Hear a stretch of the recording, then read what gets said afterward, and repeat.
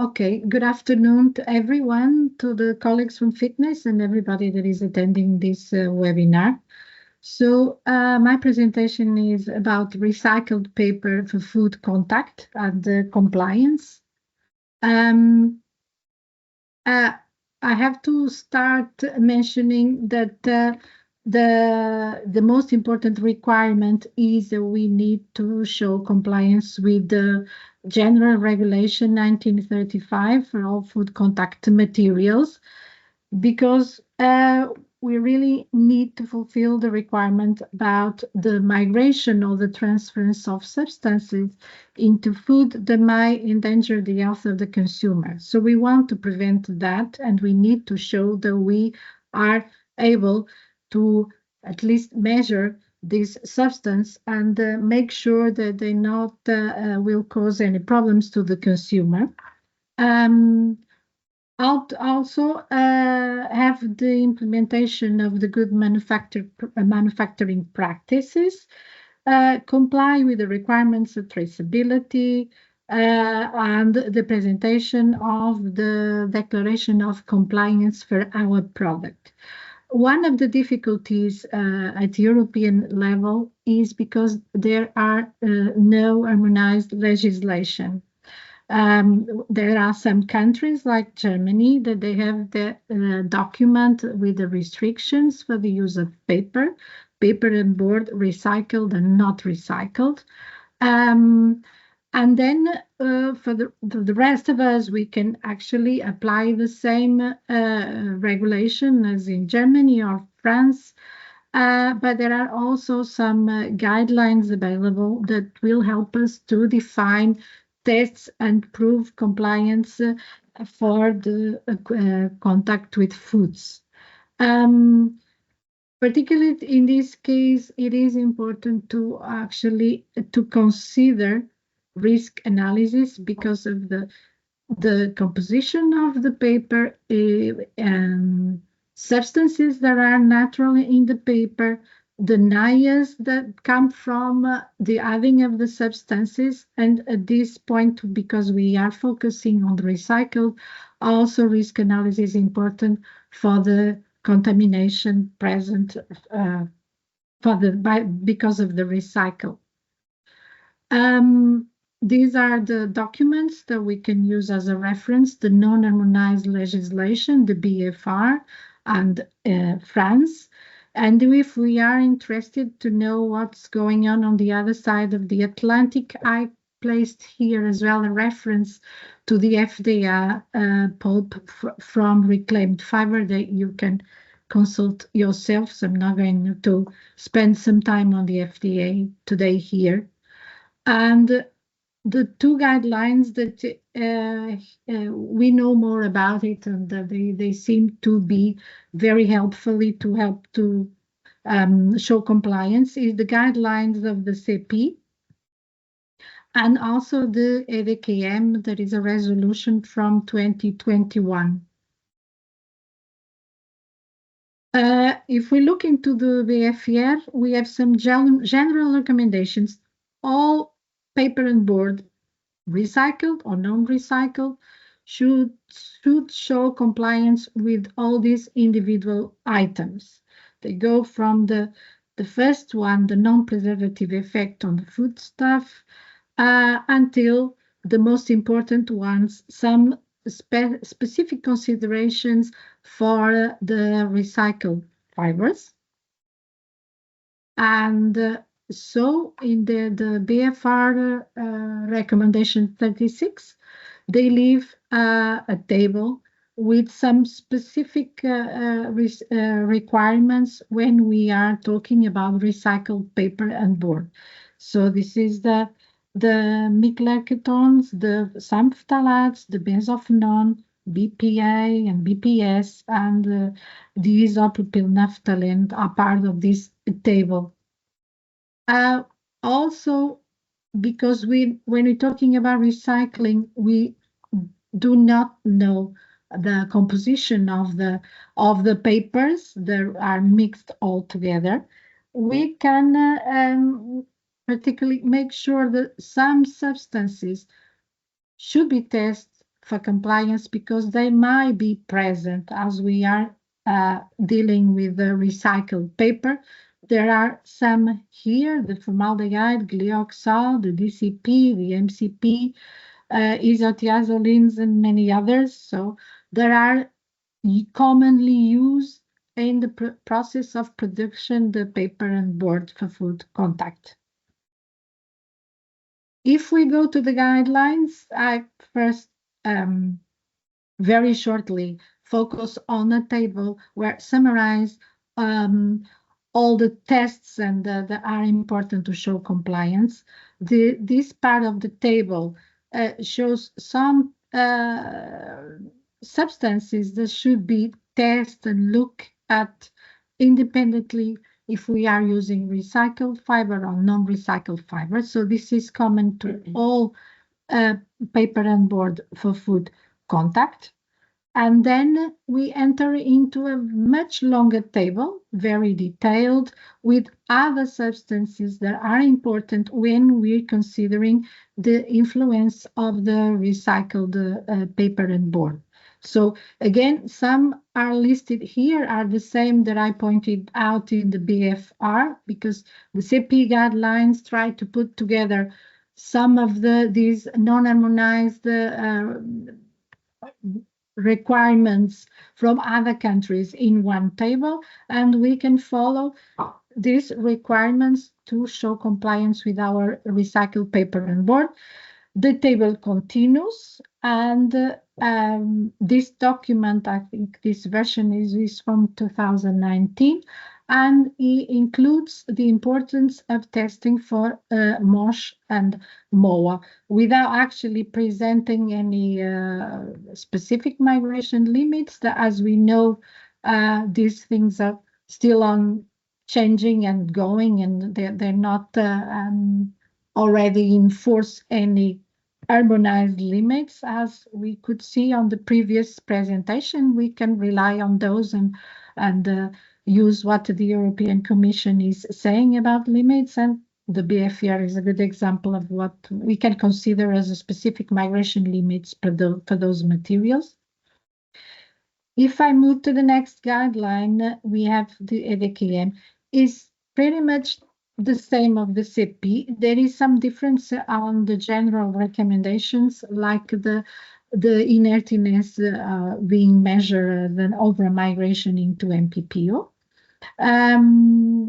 About microbiology issues, the suitable microbiology purity, that is a requirement for papers.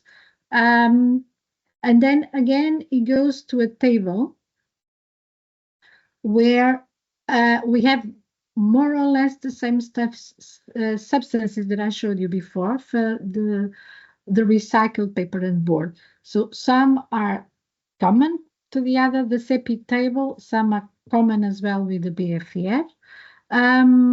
But at some of these substances, they don't have specific migration limits, again, for the mineral oil and for PFAS. There are some, if you have the chance to download the document, because it's available on the internet, to understand what these notes are about. They are related to the provenience of these contaminants when we are including the recycled paper, where they come contaminated with inks, substances from inks, from food products, or from other products, non-food, that they can contribute to the increase or to the presence of the substances that I am showing you on this table. For instance, considering PFAS, the EDQM is saying that the opinion was adopted at the plenary meeting in July 2020 and published by EFSA in a journal. And this is just a note about the importance of which PFAS and the work the EFSA did on setting up a threshold, a group tolerable weekly intake of 4.4 nanogram per kilogram of body weight per week. So this is something that is going to be more and more look at, or particularly really considering the recycled paper and board. Because we are talking in this presentation about recycled paper and board, what's happening is we can find in paper, in this kind of paper, a lot of contaminants. Some come from non-food contact materials, so we can find substances that are non-authorized or non-regulated.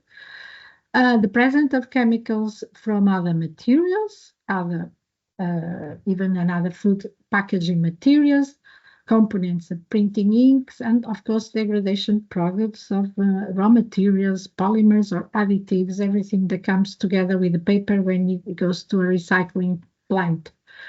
We can also have problems with microorganisms. That's why I showed you the important. This was one of the issues that was mentioned on the ADKM guideline.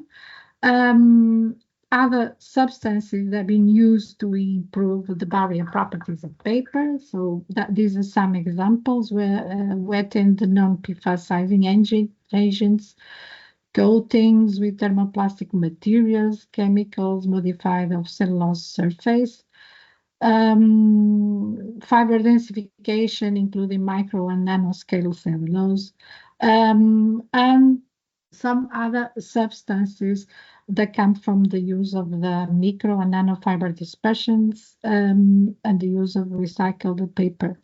The use of recycled paper nowadays is actually limited for most of the times for the short contact with food. We should make sure that the decontamination process it will be as much effective as possible.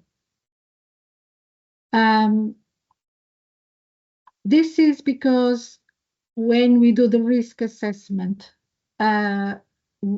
we can, in laboratory speaking, do these screening methods, try to identify the substances that are present in the paper, the contaminants, the substances that were intentionally used when we are converting the paper. But we get to a point where we have to look at the output and we find a lot of substances that we don't know where they come from or if they were intentional or just a reaction of substances. And we would like to check if they are authorized substances and in the point of view of toxicology, if they are be harmful for the consumer. So what do we do with those substances that we detect, is particularly with the ones that we cannot find in positive lists? Our practice is in the lab is actually use the TT6 approach together with some information on toxicological information that is available on ECHA, and also using the database, the CERNIS database, that can help us to confirm if the substances that we are dealing with are somehow listed in a positive list, or if it's a food additive, or if it's an additive of a certain food contact material rather than paper, for instance. So before I show you an example of how we do it, just some considerations about the TTC XR. We can use the tox trees as a software that will help us to classify the substances into the different class grammas. There is a table here with a description of each category of the class grammar, the class 1, the class 2, and the class 3. The class 3 is one of the classes that present the highest rate of consideration of being toxic for the substances. So what we wanted to establish this exposure level for these chemicals, and is quite useful when we are doing NIAS assessment and we don't know much about the toxicology of the substances that we find. If you want to know more about this class classification and the TTC values, there is a reference that I put here in my slide to help you to understand where those considerations come from. Now imagine that we are doing a screening of NIAS in a paper and we get an output, a list of substances that we trust they were well identified. We try to know as much as we can for each substance. So there's some examples. Luckily, they all have a CAS number that we could identify. And then we go to one of these databases, the CERNIS, to try to place the substance in a positive list. So some of these substances are actually mentioned in regulation, the plastic regulation. Some are not, but they can be linked to food regulations. The flavoring, this is a food regulation for flavorings. Other substances, we can find them in printing inks legislation or in documents related to the production of paper. Other substances we don't know much about, but we can relate them to products that are inherent to the cellulosic material. But for most of them, though we don't know much about it, or they're not listed, we try always to categorize in the CRAMA class to see the potential of toxicology of each one of these substances. So these are values that we found, the estimation in the concentration, and these are examples. This is just an example of what kind of substances we can find and how much information we can get of each substance. And I take this example of the octadecinyl succinic anhydride to continue my presentation and explain what would you do looking into these substances and to find out if it is a hazard substance or how hazard the substance is. So the first thing we do is we have a name, an identified CAS, and we enter this data in the CERNIS database to see if it's listed there. We actually get different names that the substance is known. And when I press a button here, I enter a second part of the database where it tells me the date of the last document being uploaded in this search engine, which country, and what is the document related to. This is food contact general documents. Some are food contact substrate related to paper and board, or printing inks. So this is to tell me that this particular substance is listed in documents related to printing inks and to paper and board. The paper and board documents that is mentioned on this database are the old Council of Europe resolutions. So at some point it was listed there. So you can see that they're very old documents. is also mentioned for printing inks in the guidance of EUPIA, and in the Swiss ordinance for printing inks was also listed there in the version of 2022. So I went to see what those documents was talking about, this substance. So the Council of Europe is a very old document, and the substance was there in an entry in a table without a restriction, and rather saying that to be fixed. So there is no limit on this document, and this was a temporary appendix list, one of additives. So it never became effective there with actually in use and with a restriction.